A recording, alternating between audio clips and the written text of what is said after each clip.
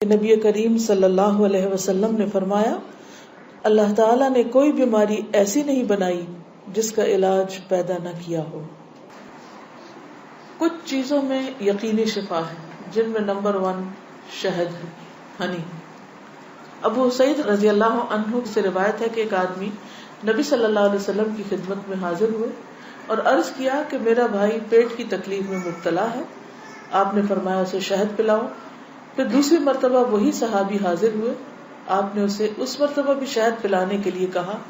وہ تیسری بار آیا اور عرض کیا کہ میں نے عمل کیا ہے لیکن شفا نہیں ہوئی۔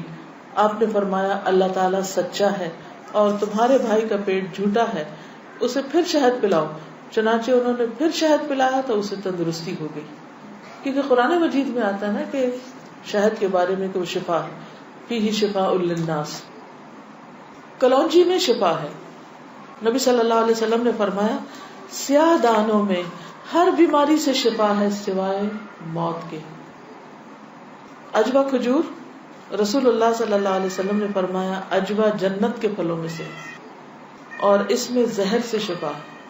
یعنی اگر آپ سمجھتے کہ آپ کے جسم میں آپ کا بلڈ پوائزنس ہو گیا ہے یا ویسے آپ کے اندر بہت ٹاکسنز ہو گئے ہیں تو اس صورت میں بھی آپ اس سے فائدہ اٹھا سکتے ہیں۔ نبی صلی اللہ علیہ وسلم نے فرمایا جو شخص روزانہ چند عجوہ کھجوریں کھا لیا کرے اسے اس دن رات تک زہر اور جادو نقصان نہیں پہنچا سکیں گے۔ بعض جگہ 7 کھجوروں کا ذکر ہے اور بعض اس میں چند دانوں کا ذکر ہے۔ تو اگر افورڈ کر سکے تو ایک دانہ ہی روز کھا لیں، 3 کھا لیں، 5 کھا لیں، 7 کھا لیں۔ لیکن یہ ہے کہ ایسے شخص کو اگر کوئی زہر بھی دے یا اس کو کوئی جادو کی کوشش کرے تو اثر نہیں ہوگا۔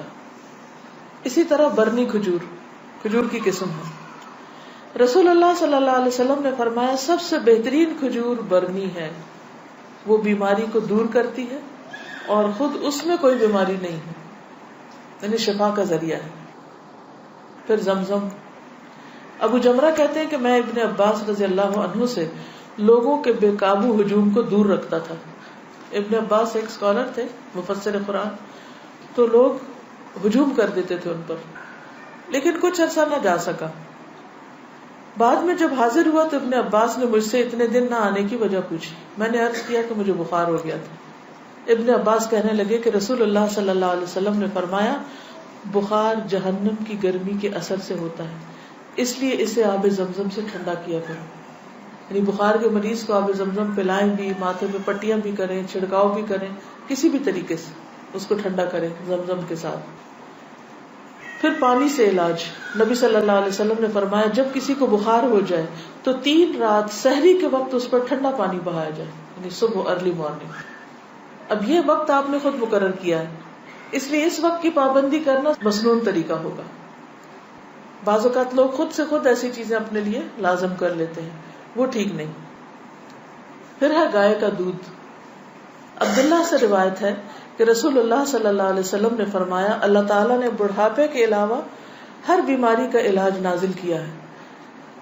گائے کا دودھ لازمی طور پر استعمال کیا کرو کیونکہ یہ ہر قسم کا درخت چرتی ہے، یعنی جو جانور مختلف درخت چرتے ہیں پھر ان کے دودھ کے اندر اس کا اثر آ جاتا ہے، وہ ایک طرح سے ان کے دودھ میں بہت ساری میڈیسنز خود بخود شامل ہو جاتی ہیں۔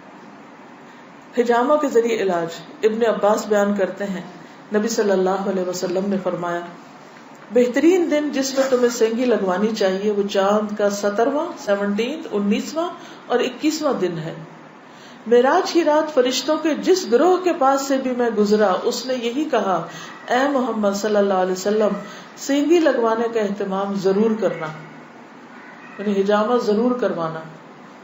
فرشتوں کی ہر جماعت نے آپ کو یہی مشورہ دیا۔ انس رضی اللہ عنہ کہتے ہیں کہ رسول اللہ صلی اللہ علیہ وسلم نے فرمایا جب تم میں سے کسی کا خون بھڑکنے لگے، یعنی بلڈ پریشر ہو جائے، بی پی ہائی ہو جائے، تو وہ سینگی لگوائے، کیونکہ خون کے جوش مارنے سے آدمی کی موت واقع ہو سکتی ہے۔ یعنی بعض اوقات بی پی کے ہائی ہونے سے انسان مر سکتا ہے۔ پھر کھمبی کے پانی میں شفا ہے۔ کھمبی جو من کی ایک قسم ہے جس کو یہ کہتے ہیں مشروم، اور اس کا پانی آنکھ کی دوا ہے۔ عود ہندی میں شفا ہے۔ ام قیس سے مروی ہے کہ میں اپنے ایک لڑکے کو لے کر حضور صلی اللہ علیہ وسلم کی خدمت میں حاضر ہوئی۔ میں نے اس کی ناک میں بتی ڈالی تھی، اس کا حلق دبایا تھا، چونکہ اس کو گلے کی بیماری ہو گئی تھی. آپ نے فرمایا تم اپنے بچوں کو انگلی سے حلق دبا کر کیوں تکلیف دیتی ہو؟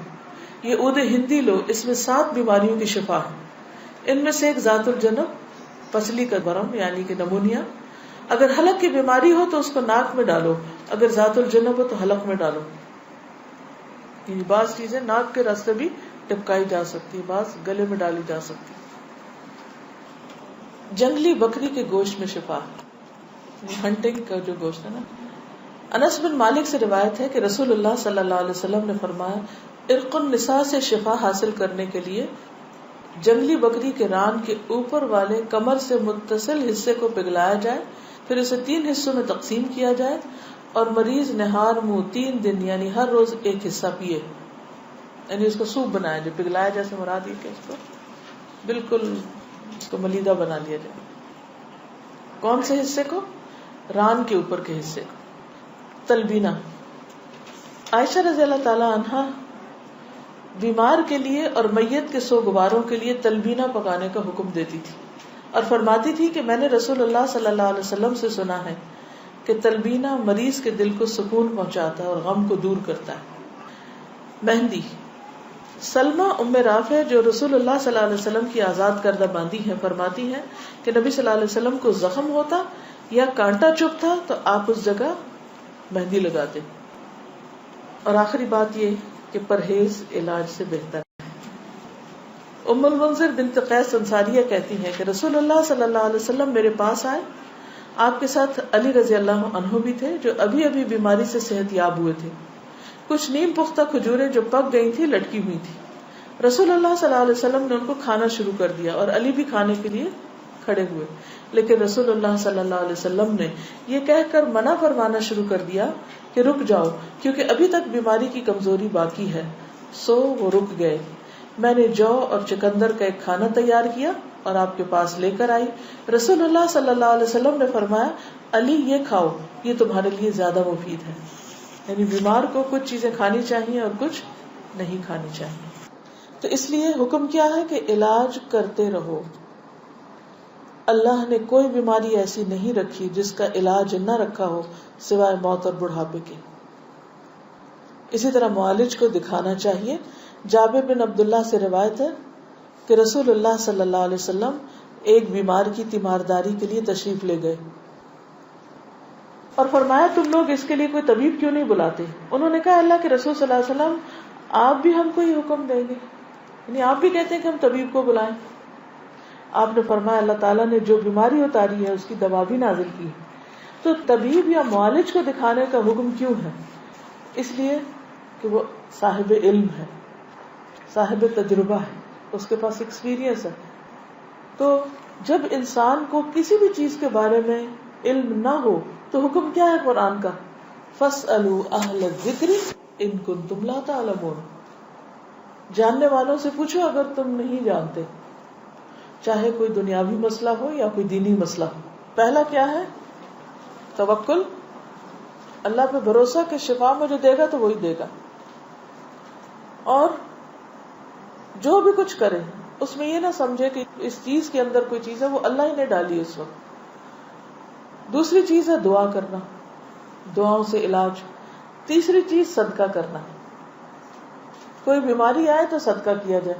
ہمارے عام طور پر کالے بکرے کا صدقہ کیا جاتا ہے، تو اس کے لیے ضروری نہیں آپ چاہے بکرے کا کریں، چاہے مرغی کا کریں، چاہے کسی چڑیا کا کریں، چاہے کوئی بھی صدقہ کریں، چاہے کھانے کی چیز کا کریں یا کوئی کپڑے کا یا کسی بھی شکل میں. حضرت حسن بصری سے روایت ہے کہ رسول اللہ صلی اللہ علیہ وسلم نے فرمایا داؤ مرضاکم بالصدقہ، اپنے مریضوں کا علاج صدقہ کے ذریعے کیا کرو. یعنی آپ کو کوئی تکلیف ہوئی فوراً جا کے صدقہ نکال دیں. تیسری چیز کتاب اللہ سے علاج، یعنی قرآن مجید شفا ہے. اور یہ کہاں سے پتہ چلتا ہے؟ خود قرآن مجید سے ہی پتہ چلتا ہے. وَنُنَزِّلُ مِنَ الْقُرْآنِ مَا هُوَ شِفَاءٌ وَرَحْمَةٌ لِّلْمُؤْمِنِينَ وَلَا يَزِيدُ الظَّالِمِينَ إِلَّا خَسَارًا. اور ہم قرآن میں جو کچھ نازل کرتے ہیں وہ مومنوں کے لیے تو شفا ہے اور رحمت ہے، مگر ظالموں کے خسارے میں ہی اضافہ کرتا ہے. تو قرآن مجید میں جو کچھ ہے وہ سارے کا سارا شفا ہے. لیکن یہ جو کسی پہ خود سے پابندی خود ساختہ لگا دینی ہے نا کہ 300 بار پڑھو یا 1000 بار پڑھو یا رات کے وقت پڑھو یا صبح کے وقت پڑھو یا عشاء کے بعد پڑھو، وہ بعض اوقات لوگوں کو بلا وجہ کی مشقت میں مبتلا کرنا ہوتا ہے. اور نبی صلی اللہ علیہ وسلم کی سنت سے اس کا کوئی ثبوت نہیں کہ آپ نے صحابہ کو کوئی خاص نمبر بتایا ہو اور یہ کہا ہو کہ یہ اس وقت میں بیٹھ کے پڑھو یا اندھیرا کر کے پڑھو یا پانی کے کنارے پہ جا کے بیٹھ کے پڑھو. یہ پھر خود ساختہ پابندیاں ہو جاتی ہیں اور لوگ بھی ڈرنے لگتے ہیں کہ اگر یہ 41 دن نہ پڑی یہ چیز تو کام نہیں ہونے کا. نہیں، اللہ تعالیٰ تو ایک دفعہ سے بھی سنتے ہیں. لا الہ الا انت سبحانک انی کنت من الظالمین. اصل چیز ہے کہ اخلاص اور شوق کے ساتھ انسان پڑھے. صرف اس کو ایک رٹو طوطے کی طرح رٹتے رہتے ہیں، پڑھتے رہتے ہیں، نہ کوئی یقین ہوتا ہے، نہ کوئی روح ہوتی ہے اور نہ ہی کوئی سمجھ ہوتی ہے کہ کیا پڑھ رہے ہیں. یہ ٹھیک نہیں. اسی طرح غیر شرعی علاج سے بھی پرہیز کرنا چاہیے. قیس بن سکن اسدی کہتے ہیں کہ عبداللہ بن مسعود نے اپنی بیوی کو دیکھا کہ اس نے خسرے کی بیماری کی وجہ سے تعویذ پہنا ہوا تھا. خسرہ کی بیماری معلوم ہے، سارے جسم کے اوپر وہ دانے آ جاتے ہیں. آپ نے اسے سختی سے کاٹا اور کہا کہ عبداللہ کی آل شرک سے بیزار ہے. ہم نے رسول اللہ صلی اللہ علیہ وسلم سے یہ بات بھی یاد کی ہے کہ بلا شبہ جھاڑ پھونک، تعویذ اور محبت کا جادو شرک ہے. یعنی کسی کو مسخر کرنے کے لیے جادو کرنا، کوئی ایسے ٹوٹکے کرنا، وہ بھی شرک میں آتا ہے. یعنی بعض خواتین ہوتی ہیں نا، وہ اپنے شوہر کا دل جیتنے کے لیے بابوں کے پاس چلی جاتی ہیں، وہاں سے کچھ عملیات کرواتی ہیں، تو یہ شرک میں آ جاتا ہے. اسی طرح کوئی چیز باندھ کے اسے گلے میں لٹکا لینا، یہ بھی درست نہیں. اس کو پڑھنا چاہیے. اور شرک یا دم جو ہے یہ سب کچھ پھر شرک میں شامل ہو جاتا ہے. اسی طرح حرام ادویات بھی منع ہے. نبی صلی اللہ علیہ وسلم نے حرام ادویات کے استعمال سے منع فرمایا ہے. ابو ہریرہ سے روایت ہے، سنن نبی داؤد. آپ نے فرمایا جس نے حرام چیز کے ساتھ علاج کیا اللہ تعالیٰ اس کے لیے اس میں شفا نہیں رکھے گا. یعنی حرام شفا نہیں دیتا، وہ مزید کسی بیماری کو بڑھانے کا ذریعہ بن جاتا ہے. آج کل آپ دیکھیں کہ کتنا زیادہ سائیڈ ایفیکٹس کے بارے میں آپ سنتے ہیں. تو بعض اوقات ایسی دوائیاں جو ایک مرض کو بظاہر کیور کرتی ہیں، وہ اپنے ٹاکسنز اور جگہوں پر اتنے زیادہ پیدا کر دیتی ہیں کہ جس سے ایک مرض جاتا ہے تو ایک اور نکل آتا ہے، جو مکمل شفا نہیں ہوتی. الکوہل سے علاج کرنا منع ہے. بعض لوگ کھانسی وانسی میں وہ دیتے ہیں نا برانڈی، اور کہتے ہیں بس ایک چمچہ بچے کو پلا دو تو ٹھیک ہو جائے گا. چاہے اس سے وہ ٹھیک ہو بظاہر، لیکن وہ مزید مرض پیدا کرنے والی، وہ شفا کا ذریعہ نہیں بلکہ بیماری ہے. نبی صلی اللہ علیہ وسلم نے جو فرمایا کہ 3 چیزوں میں شفا ہے، اس میں ایک شربت اصل، شہد پینا، اور دوسرا شرطت محجم، یعنی اس کے کٹ میں وہ جو حجامہ والا کٹ لگاتا ہے، اور تیسرا داغنا. تو میں تمہیں داغنے سے منع کرتا ہوں. 2 طریقے ٹھیک ہے، شربت اصل ٹھیک ہے، شرطت محجم ٹھیک ہے، لیکن داغنا ٹھیک نہیں.